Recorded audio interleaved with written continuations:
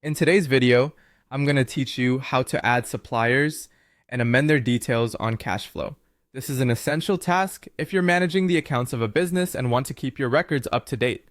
We'll break it down into easy steps so you can follow along seamlessly. Let's begin by heading over to the Iris Kashflow website. Make sure you're logged in so you can access all the features you need. Once you're logged in, you'll find yourself on the main dashboard. From here, look towards the sidebar on the left-hand side of the screen. What you want to do next is find the Supplier tab and click on it. This will take you to the dedicated section for managing your suppliers. Now, you're in the Supplier section. You might already see a list of suppliers if you have any entered already. To add a new supplier, you're going to want to look for a button that says Create a Supplier. This is usually prominently displayed, but if you can't find it immediately, take a moment to scan the interface until you do. Once you've clicked on Create a Supplier, you'll be directed to a new page where you can fill in the supplier's details.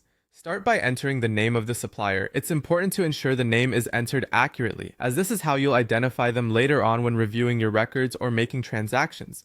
Once you have the name entered, you can continue to fill out the rest of the supplier's details. This typically includes things like contact information, such as their address, phone number, and email.